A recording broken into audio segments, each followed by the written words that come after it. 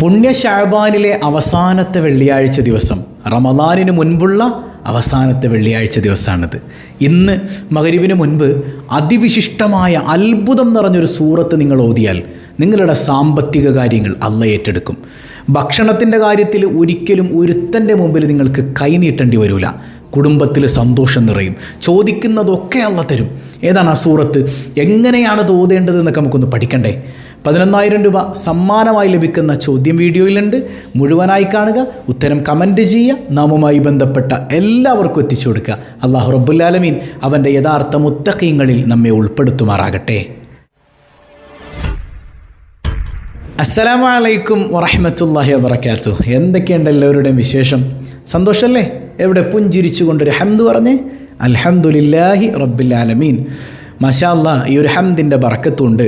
ഹൃദ്യമായൊരു പ്രഭാതവും അതിവിശിഷ്ടമായൊരു ദിവസവും സമ്മാനമായി തന്ന് കരുണക്കടലായ റബ്ബ് നമ്മെ അനുഗ്രഹിക്കുമാറാകട്ടെ. പുണ്യ വെള്ളിയാഴ്ചയാണ് അല്ലേ? മുത്തുനബി നമ്മുടെ സ്വലാത്ത് ഇങ്ങനെ നേരിട്ട് കാണുന്ന നിമിഷം മനസ്സ് നിറയെ റസൂലുള്ളാഹിയാണ് സ്വല്ലല്ലാഹു അലൈഹി വസല്ലം. മുത്തുനബിയുടെ കാരുണ്യമല്ലാതെ നമ്മളിൽ പിന്നെന്താ ഉള്ളത്? നാളെ മഹ്ശറയിലും മുത്തുനബിയുടെ കാരുണ്യത്തെയാണ് അള്ളാഹു പരിഗണിക്കുക അല്ലേ? മുത്തുനബി സല്ലല്ലാഹു അലൈഹി വസല്ലം ആ തങ്ങളിലൂടെയാണ് നമുക്ക് കരുണ വീതം വെച്ച് തന്നിട്ടുള്ളത്. അള്ളാഹു ഒറ്റയടിക്ക് കാരുണ്യം ഇറക്കി തരല്ല. മുത്തുനബിയാണ് കാരുണ്യത്തിൻ്റെ സ്രോതസ്സായി അള്ളാഹു അങ്ങനെയാണ് നിശ്ചയിച്ചിട്ടുള്ളത്. പുണ്യമദീന പള്ളിയിൻ മൂലയിൽ തെങ്ങിക്കരയും ഈന്തപ്പനയിൽ അങ്ങിറങ്ങി വന്ന് തേങ്ങലുമാറ്റിയതോർത്ത് കരയും പാപി ഞാനാണേ. ഓ, എൻ്റെ മനസ്സിൽ വല്ലാതെ ടച്ച് ചെയ്തൊരു സോങ്ങാണത്. ഒരു ഹബീബായ് സല്ലല്ലാഹു അലൈഹി വസല്ലം തങ്ങൾ പുതിയ മിമ്പറിലേക്ക് കയറിയപ്പോഴേ എവിടെയോ ഒരു കരച്ചിലിങ്ങനെ കേൾക്കുന്നുണ്ട്. ഒരു തേങ്ങിക്കരങ്ങുന്നത് പോലെ. നോക്കുമ്പോൾ മുത്തു റസൂൽ സല്ലല്ലാഹു അലൈഹി വസല്ലം തങ്ങളുടെ പഴയ ഈത്തപ്പന കൊണ്ടുള്ളൊരു മിമ്പറുണ്ട്. ആ മിമ്പർ ഇങ്ങനെ തേങ്ങാണ്. എൻ്റെ ഹബീബ് എന്നെ കൈവിട്ടോ? ആ മിമ്പറിൽ നിന്ന് താഴെ ഇറങ്ങിയിട്ട് ആ ഈത്തപ്പന കൊണ്ടുണ്ടാക്കിയ മിമ്പറിൻ്റെ കരച്ചിൽ മാറ്റുന്ന മുഹമ്മദുർ റസൂലുള്ളാഹി സ്വല്ലല്ലാഹു അലൈഹി വസല്ലം. കല്ലിനും മണ്ണിനും ഒക്കെ കാരുണ്യം കിട്ടിയിട്ടുണ്ട്. ഞങ്ങൾ അങ്ങയുടെ ഉമ്മത്തിയാണ് ഹബീബേ, അങ്ങ് ഞങ്ങളെ കൈവിടൂല എന്നുള്ളൊരു പ്രതീക്ഷയാണ്. ആ ഹബീബിൻ്റെ പൊരുത്തം ലഭിക്കുന്നൊരു വെള്ളിയാഴ്ചയായി ഈ വെള്ളിയാഴ്ചയെ അള്ളാഹു മാറ്റി തീർക്കുമാറാകട്ടെ. അപ്പോൾ നമ്മൾ ഇന്നൊരു സൂറത്തിനെ കുറിച്ച് പഠിക്കാൻ. ഇതൊരു അത്ഭുത സൂറത്താണ്. ഈ പരിശുദ്ധമായ ശഅബാനിലെ അവസാനത്തെ വെള്ളിയാഴ്ച ദിവസം ഈ സൂറത്ത് ഇന്ന് മാത്രമല്ല എല്ലാ വെള്ളിയാഴ്ചയും ജുമുഅ നിസ്കാരം കഴിഞ്ഞിട്ട്, സഹോദരിമാരാണെങ്കിൽ ളുഹർ നിസ്കാരം കഴിഞ്ഞിട്ട് ഒരു തവണ ഓതിയാൽ, അത് വെറുതെ ഓതിയാൽ പോരാ, അതിലെ ഓരോ മുബീനുകളിലും ചില പ്രത്യേകതകളുണ്ട്. ഇപ്പം തന്നെ സൂറത്ത് ഏതാ നിങ്ങൾക്ക് മനസ്സിലായില്ലേ? അത് യാസീനാണ്. ആ യാസീൻ്റെ ഓരോ മുബീനുകളിലും ചില പ്രത്യേകതകളുണ്ട്. ആ നിലക്ക് നിങ്ങൾ ഓതുകയാണെങ്കിൽ നിങ്ങളുടെ സമ്പത്ത് അള്ളാഹു ഏറ്റെടുക്കും. നിങ്ങളുടെ ദാരിദ്ര്യത്തിലാണ് നിങ്ങളുള്ളതെങ്കിൽ ദാരിദ്ര്യം അള്ളാഹു മാറ്റിത്തരും. നിങ്ങളുടെ കുടുംബത്തിൽ സന്തോഷം നിറയും. മനസ്സിലെ ആഗ്രഹങ്ങൾ അള്ളാഹു നടത്തിത്തരും. ഹൃദയത്തിൽ സമാധാനം അള്ളാഹു തരും. ജീവിതത്തിലും കുടുംബത്തിലും എല്ലായിടങ്ങളിലും സന്തോഷം നിറയാൻ ഇന്ന് ജുമുഅക്ക് ശേഷം, സഹോദരിമാരാണെങ്കിൽ ളുഹറിന് ശേഷം നമ്മൾ ഈ പഠിക്കുന്നത് പോലെ ഒരു യാസീൻ ഓതിയാൽ മതി. അല്ലാഹു ഏറ്റെടുക്കും. ആ നിയ്യത്ത് മനസ്സിലുണ്ടെങ്കിൽ റമളാൻ പോലും അനുകൂലമാവും. അള്ളാഹു അങ്ങനെ ആക്കി തീർക്കട്ടെ.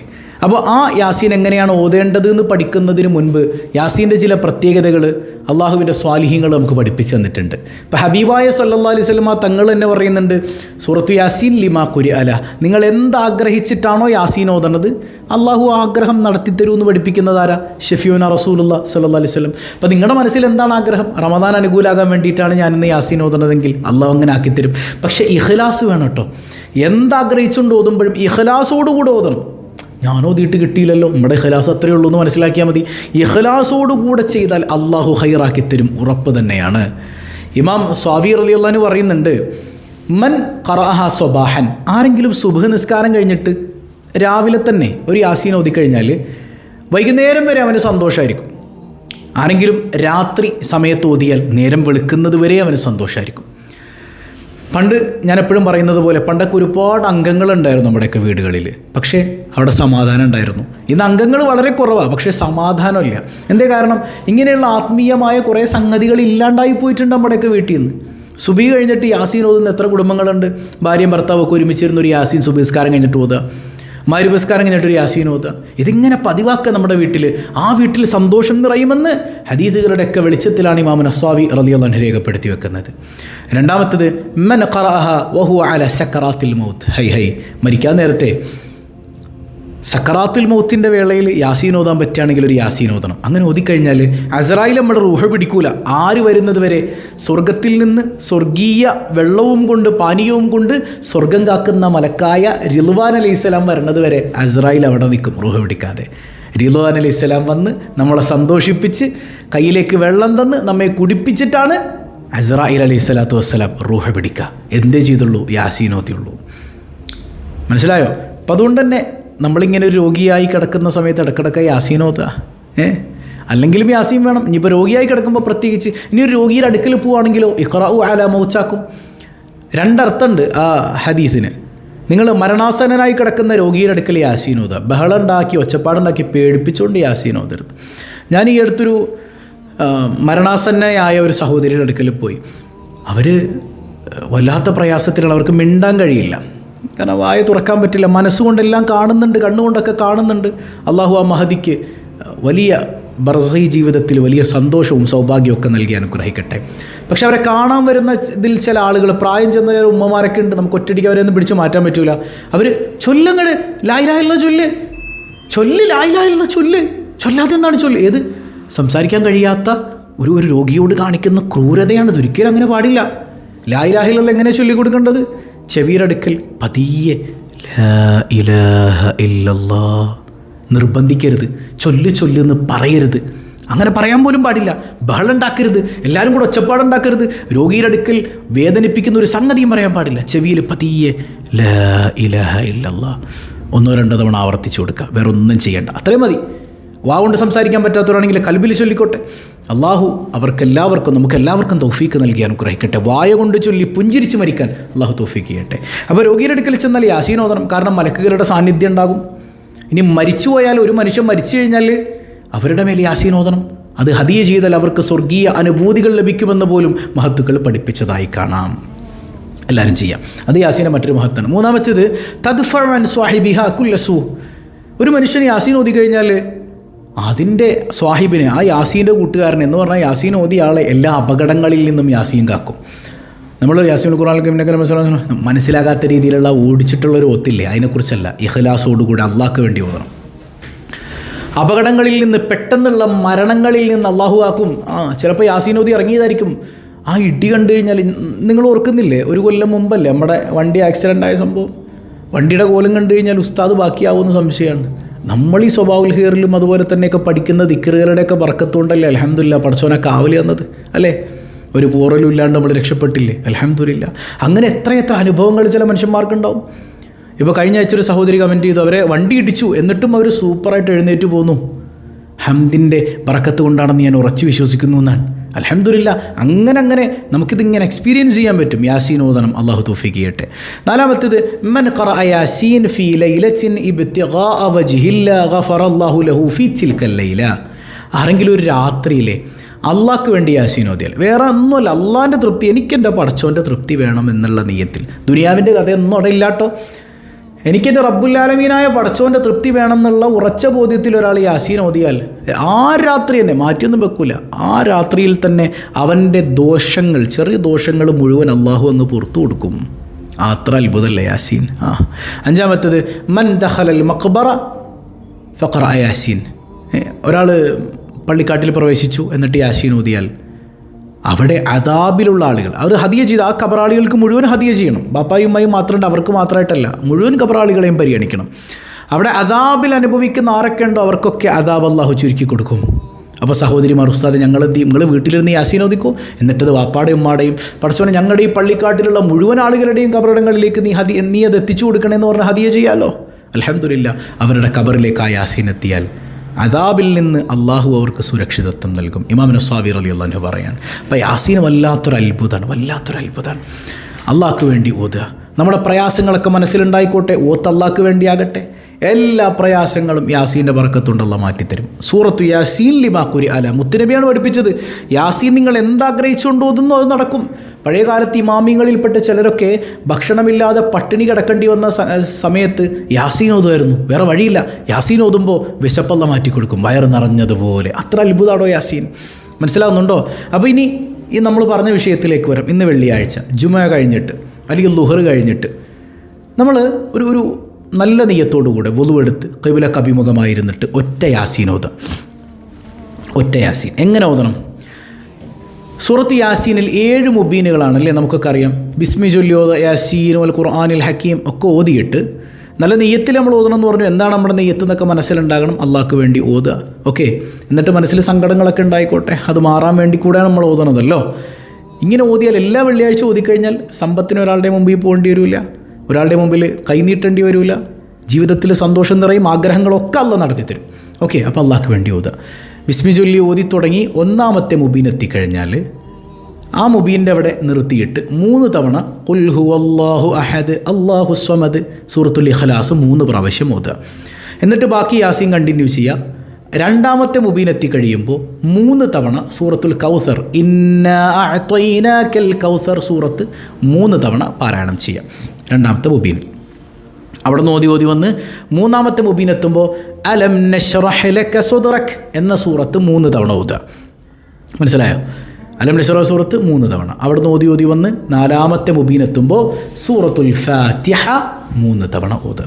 4ാമത്തെ മുബീനിൽ സൂറത്തുൽ ഫാത്തിഹ 3 തവണ. അവിടെ നിന്ന് ഓതി വന്ന് 5ാമത്തെ മുബീൻ എത്തിയാൽ 3 തവണ ആയത്തുൽ കുർസി അല്ലാഹു ലാ ഇലാഹ ഇല്ലാ ഹുവൽ ഹയ്യുൽ ഖയ്യൂം അല്ലേ, ആയത്തുൽ കുർസി ഓതുക 3 തവണ ഓതുക. അവിടെ നിന്ന് ഓതി ഇങ്ങനെ വന്ന് 6ാമത്തെ മുബീൻ എത്തിക്കഴിയുമ്പോൾ ഒരു ദുആയാണ്. ഒരു ദുആ. എന്താണ് ആ ദുആയിലുള്ളത്? അല്ലാഹു ലത്തീഫും ബിഇബാദിഹി യർസുഖു മൻ യശാഉ ബിഗൈരി ഹിസാബ്. അള്ളാഹു അവൻ്റെ അടിമകൾക്ക്, അതായത് ഈ യാസീൻ ഓതുമ്പോൾ അവൻ്റെ അടിമയായി മാറണം. കൽബിൽ സമ്പത്തുണ്ടാകരുത്, വേറൊന്നും ഉണ്ടാകരുത്. സമ്പത്തിൻ്റെ അടിമയല്ല, ഭാര്യയുടെ അടിമയല്ല, ഭർത്താവിൻ്റെ അടിമയല്ല, മക്കളുടെ അടിമയല്ല, ദുനിയാവിൻ്റെ അടിമയല്ല, അള്ളാൻ്റെ അടിമ. അള്ളാൻ്റെ അടിമക്ക് യർസുഖു മൻ യശാഉ ബിഗൈരി ഹിസാബ്, കണക്കില്ലാതെ കൊടുക്കുന്നവനാണ് ആര്? അള്ളാഹ്. ഈ ദിക്ർ 3 തവണ ചൊല്ലാം. അല്ലാഹു ലത്തീഫും ബിഇബാദിഹി യർസുഖു മൻ യശാഉ ബിഗൈരി ഹിസാബ് 3 തവണ. എന്നിട്ട് അവിടെ നിന്ന് ഇങ്ങനെ ഓതി വന്ന് 7ാമത്തെ മുബീൻ എത്തിക്കഴിഞ്ഞാൽ നിങ്ങൾക്ക് അറിയുന്ന 3 സ്വലാത്ത്, അറിയുന്ന സ്വലാത്ത് 3 തവണ ചൊല്ലാം. ഏത് സ്വലാത്ത് നിങ്ങൾക്ക് അറിയാം? സ്വല്ലല്ലാഹു അലാ മുഹമ്മദ്, ആ സ്വലാത്ത് അറിയുള്ളൂ ഉസ്താദെ, ആയിക്കോട്ടെ, അത് 3 തവണ ചൊല്ലാം. മനസ്സിലായോ? എന്നിട്ടൊരു ദുആ ഉണ്ട്. എന്താണ് ആ ദുആ? അല്ലാഹുമ്മ വസ്സിഅ റിസ്ഖി വുസ്അതൻ ലാ അഹ്താജു ഇലാ അഹദിൻ മിൻ ഖൽഖിക്. അല്ലാഹുമ്മ, അല്ലാഹുവേ, വസ്സിഅ റിസ്ഖി വുസ്അതൻ, എൻ്റെ റിസ്ഖ് നീ വിശാലാക്കി തരണേ. റിസ്ഖ് എന്ന് പറഞ്ഞാൽ ഭക്ഷണം മാത്രമല്ല, നമുക്ക് ജീവിത വിഭവങ്ങളായി ജീവിക്കാൻ, സന്തോഷിക്കാൻ എന്തൊക്കെ വേണോ അതൊക്കെ നീ വിശാലാക്കി തരണേ. ലാ അഹ്താജു ഇലാ അഹദിൻ മിൻ ഖൽഖിക്, നിൻ്റെ ഒരു പടപ്പിൻ്റെ മുമ്പിൽ പോയി കൈ നീട്ടേണ്ട ഒരു അവസ്ഥ തരല്ലേ അല്ലാ, നിൻ്റെ മുമ്പിൽ മാത്രം കൈ നീട്ടണം അല്ലാ. ആ ബോധ്യത്തിൽ ഈ ദുആ 3 തവണ ചൊല്ലുക. എന്നിട്ട് നിങ്ങൾ സ്വലാത്തിൽ നിർത്തിക്കോ. ബാക്കിയുള്ള യാസീൻ ഓതി കംപ്ലീറ്റ് ചെയ്തിട്ട് നിങ്ങൾ സ്വലാത്ത് ചൊല്ലി കംപ്ലീറ്റ് ചെയ്തോ. മനസ്സിലാവുന്നുണ്ടോ? അപ്പോൾ ഏതായാലും അള്ളാഹു നമ്മിൽ നിന്ന് കബൂൽ ചെയ്യട്ടെ. അള്ളാഹു നമ്മിൽ നിന്ന് കബൂൽ ചെയ്യട്ടെ. ഒന്നുകൂടെ പറയണോ? ഒന്നുകൂടെ പറഞ്ഞുതരാം, സിമ്പിളായിട്ട് ഞാൻ പറഞ്ഞുതരാം. 1ാമത്തെ മുബീന് ശേഷം ബിസ്മിയൊക്കെ ചൊല്ലി നമ്മൾ ഓതി വന്ന 1ാമത്തെ മുബീന് ശേഷം സൂറത്തുൽ ഇഖ്ലാസ് 3 തവണ. 2ാമത്തെ മുബീന് ശേഷം ഇന്നാ അഅ്തൈനാക്കൽ കൗസർ സൂറത്ത് 3 തവണ. 3ാമത്തെ മുബീന് ശേഷം അലം നശ്റഹ് സൂറത്ത് 3 തവണ. 4ാമത്തെ മുബീന് ശേഷം സൂറത്തുൽ ഫാത്തിഹ 3 തവണ. 5ാമത്തെ മുബീന് ശേഷം ആയത്തുൽ കുർസി 3 തവണ. 6ാമത്തെ മുബീന് ശേഷം ഒരു പ്രാർത്ഥനയാണ് അല്ലാഹുമ്മ ലത്തീഫും അല്ലാഹു ലത്തീഫും ബിഇബാദിഹി യർസുഖു മൻ യശാഉ ബിഗൈരി ഹിസാബ്. അള്ളാഹുവിൻ്റെ അടിമക്ക്, അവൻ്റെ അടിമക്ക് കയ്യും കണക്കുമില്ലാതെ വാരിക്കോരി കൊടുക്കുന്നവനാണ്. ഇത് 3 തവണ. അങ്ങനെ 7ാമത്തെ മുബീനിലെത്തിക്കഴിഞ്ഞാൽ അറിയുന്ന സ്വലാത്ത്, നിങ്ങൾക്ക് അറിയുന്ന ഏത് സ്വലാത്തായിക്കോട്ടെ, അതൊരു 3 തവണ ചൊല്ലിയിട്ട് ഒരു ദുആ ഉണ്ട്. അല്ലാഹുമ്മ വസ്സിഅ റിസ്ഖി വുസ്അതൻ ലാ അഹ്താജു ഇലാ അഹദിൻ മിൻ ഖൽഖിക്. പടച്ചോനെ, എൻ്റെ റിസ്ക് വിശാലാക്കി തരണയല്ല, ഒരാളുടെ മുമ്പിൽ കൈ നീട്ടേണ്ടി വരരുതല്ല. ഈ ദുആ 3 തവണ ചൊല്ലിയിട്ട് ബാക്കിയുള്ള യാസീൻ ഓതി കംപ്ലീറ്റ് ചെയ്ത് സ്വലാത്തിലിട്ട് നിങ്ങൾക്ക് വേണ്ട ദുആയൊക്കെ അള്ളാഹിനോട് ചെയ്യുക. അല്ലാഹു റബ്ബുൽ ആലമീൻ. ഈ ഒരു അമൽ കൊണ്ട് തന്നെ നിങ്ങൾക്ക് സാമ്പത്തികമായി ഒരുത്തൻ്റെ മുമ്പിൽ പോയിട്ട്, ഭക്ഷണത്തിൻ്റെ കാര്യമാകട്ടെ, ഒരുത്തൻ്റെ മുമ്പിൽ പോയി കൈ നീട്ടേണ്ടി വരാത്തവണ്ണം അള്ളാഹ് നിങ്ങളെ സംരക്ഷിക്കും. അപ്പോൾ ഇന്ന് തന്നെ ജുമാക്ക് ശേഷം എല്ലാവരും ചെയ്യൂലേ? അള്ളാഹു റബ്ബുൽ ആലമീൻ ചെയ്യാൻ നമുക്ക് തൗഫീഖ് നൽകി അനുഗ്രഹിക്കുമാറാകട്ടെ. 3 കാര്യങ്ങൾ: നമ്മുടെ ആഗ്രഹം നടക്കും, നമ്മുടെ സാമ്പത്തിക ആവശ്യങ്ങൾ നടക്കും, ദാരിദ്ര്യത്തിൽ നിന്ന് കാവൽ ലഭിക്കും, ഭക്ഷണത്തിൽ വിശാലത ലഭിക്കും, എല്ലാം അള്ളാഹ് തരും. അപ്പോൾ ഇത് നമുക്ക് എളുപ്പത്തിൽ കിട്ടാൻ മറ്റൊരു വഴിയും കൂടെ ഉണ്ട്. മറ്റുള്ളവരിലേക്കൊക്കെ ഷെയർ ചെയ്ത് കൊടുക്കുക. ഒരാളെങ്കിലും ഇതുപോലെ ചെയ്താൽ അവൻ ചെയ്തതിൻ്റെ ഫലം കൊണ്ട് അള്ളാഹു നമുക്ക് തരൂല്ലേ? അള്ളാഹു നൽകി അനുഗ്രഹിക്കുമാറാകട്ടെ. ഇന്നലെ ചോദ്യം ഉണ്ടായില്ല, അതിനു മുമ്പ് നമ്മൾ ചോദിച്ചെന്താണ്? ഓരോ സ്റ്റെപ്പുകൾ പറഞ്ഞു. ശരീഅത്ത്, ത്വരീഖത്ത്, പിന്നെ എന്താണെന്ന് ചോദിച്ചു. എല്ലാവരും കമൻറ്റ് ചെയ്തിട്ടുണ്ട്. ഹഖീഖത്താണത്. അള്ളാഹു എല്ലാവർക്കും ബറക്കത്ത് ചെയ്യട്ടെ. ഇന്നത്തെ ചോദ്യം സിമ്പിളാണ്. ഹഖീഖത്തും കഴിഞ്ഞ് നമ്മൾ എത്തുന്ന ആ പടി ഏതാണ്? അതിൻ്റെ പേരെന്താണ്? കമൻറ്റ് ചെയ്യുക. അള്ളാഹു ബറക്കത്ത് ചെയ്യട്ടെ. പതിവായി ചൊല്ലുന്ന ദിക്ർ: സുബ്ഹാനല്ലാഹി വബിഹംദിഹി അദദ ഖൽഖിഹി വറിളാ നഫ്സിഹി വസിനത അർശിഹി വമിദാദ കലിമാതിഹി. സുബ്ഹാനല്ലാഹി വബിഹംദിഹി അദദ ഖൽഖിഹി വറിളാ നഫ്സിഹി വസിനത അർശിഹി വമിദാദ കലിമാതിഹി. സുബ്ഹാനല്ലാഹി വബിഹംദിഹി അദദ ഖൽഖിഹി വറിളാ നഫ്സിഹി വസിനത അർശിഹി വമിദാദ കലിമാതിഹി. വെള്ളിയാഴ്ച ദിവസം, റമദാനിലെ അവസാനത്തെ വെള്ളിയാഴ്ചയാണ്. നമ്മുടെ റിലീഫ് പദ്ധതിയിൽ 2 പാവപ്പെട്ടവരുടെ കാര്യം നമ്മൾ ഏറ്റെടുത്തിട്ടുണ്ട്. ഒരു പാവം പെൺകുട്ടിയുടെ വിവാഹവും ഒരു ഉസ്താദിൻ്റെ കടബാധ്യതയും നമ്മൾ ഏറ്റെടുത്തതാണ്. കഴിയുന്നവരൊക്കെ ചുരുങ്ങിയതൊരു 313 രൂപ വെച്ചെങ്കിൽ അയക്കാൻ ശ്രമിക്കുക. അതിനേക്കാളേറെ നൽകാൻ കഴിയുന്നവർ നൽകാം. അള്ളാഹു തമ്മിൽ നിന്ന് സ്വീകരിക്കട്ടെ. പ്രത്യേകിച്ച് റമദാനിന് മുമ്പുള്ള വെള്ളിയാഴ്ചയാണ്. റമദാൻ അനുകൂലാകാൻ പടച്ചോനെ ഈ സ്വതക്ക ഒരു കാരണമാക്കണേ എന്നുള്ള നല്ല നിയ്യത്തിൽ നിങ്ങൾ സ്വതക്ക ചെയ്തോ. അള്ളാഹു സ്വീകരിക്കുമാറാകട്ടെ. അൽഹംദുലില്ലാഹി റബ്ബിൽ ആലമീൻ. അല്ലാഹുമ്മ സ്വല്ലി അലാ സയ്യിദിന മുഹമ്മദിൻ വഅലാ അലി സയ്യിദിന മുഹമ്മദ്. അർഹമുർറാഹിമായ റബ്ബേ, ഈ സദസ്സ് നീ സ്വീകരിക്കണേ അല്ലാ. ഇതിൻ്റെ മിസ്ൽ സവാബ് ഹബീബ് റസൂലുള്ളാഹ് സ്വല്ലല്ലാഹു അലൈഹി വസല്ലമ തങ്ങളുടെ ഹദറത്തിലേക്ക് നീ എത്തിക്കണേ അല്ലാ. അവിടുത്തെ പൊരുത്തം തരണേ അല്ലാ. ആ ഹബീബിൻ്റെ തിരുനോട്ടം നൽകണേ അല്ലാ. ഞങ്ങളെ നീ ഹായിബാക്കല്ലേ അല്ലാ. ഒരുപാട് ദുആ വസിയ്യത്തുകളുണ്ട്, പലരും ഹദിയ ചെയ്തിട്ടുണ്ട്. എല്ലാവരുടെയും ലക്ഷ്യങ്ങൾ നീ പൂർത്തീകരിക്കണേ അല്ലാ. ഞങ്ങളുടെ കുടുംബത്തിൽ ബറക്കത്ത് ചെയ്യണേ അല്ലാ. ഇണകളെയും മക്കളെയും നന്നാക്കണേ അല്ലാ. ഒരുപാട് പരീക്ഷകൾ എഴുതുന്ന മക്കളുണ്ട്. ഉന്നത വിജയം നൽകണയല്ല, ഓർമ്മശക്തി നൽകണയല്ല, പഠനങ്ങളിൽ പുരോഗതി നൽകണയല്ല, എല്ലാ പരീക്ഷകളിലും നീ വിജയം നൽകണേ അല്ല. പടച്ചവനെ, ഒരുപാട് അസുഖബാധിതരുണ്ട്, നീ പരിപൂർണ്ണ സൗഖ്യം നൽകണയല്ല. മാരക രോഗങ്ങളിൽ നിന്ന് കാവലേകണയല്ല. കടബാധ്യതകൾ ഏറ്റെടുക്കണയല്ല. തൊഴിലുകളിൽ ബറക്കത്ത് ചെയ്യണയല്ല. മക്കളില്ലാത്തവർക്ക് സ്വാലിഹീങ്ങളായ സന്താനങ്ങളെ കൊടുക്കണയല്ല. ഗർഭിണികൾക്ക് നീ സുഖപ്രസവം നൽകണയല്ല. വീടില്ലാതെ വേദനിക്കുന്നവരുണ്ട്, ഖൈറായ ഭവനം നൽകണയല്ല. ഞങ്ങളിൽ നിന്ന് മൺമറഞ്ഞ മാതാപിതാക്കൾ, ബന്ധുമിത്രാദികൾ എല്ലാവർക്കും മഗ്ഫിറത്ത് നൽകണയല്ല. എപ്പോഴാണ് ഞങ്ങൾ മരിക്കുന്നതെന്നറിയില്ല, പെട്ടെന്ന് വിളിക്കല്ലയല്ല. ഈമാൻ സലാമത്താക്കി തരണയല്ല. ഞങ്ങളെയും ഞങ്ങളിൽ നിന്ന് വിട പറഞ്ഞവരെയും അഷ്റഫുൽ വറ റസൂലുള്ളാഹി സ്വല്ലല്ലാഹു അലൈഹി വസല്ലമ തങ്ങളോടൊപ്പം നിന്റെ കാരുണ്യം കൊണ്ട് ഒരുമിപ്പിക്കണയല്ല. ബിഹഖി സ്വല്ലല്ലാഹു അലാ മുഹമ്മദ് സ്വല്ലല്ലാഹു അലൈഹി വസല്ലം. സ്വല്ലല്ലാഹു അലാ മുഹമ്മദ് സ്വല്ലല്ലാഹു അലൈഹി വസല്ലം. അല്ലാഹുമ്മ സ്വല്ലി അലാ മുഹമ്മദ് യാ റബ്ബി സ്വല്ലി അലൈഹി വസല്ലം. വസ്സലാമു അലൈക്കും വറഹ്മത്തുള്ളാഹി വബറകാതുഹു.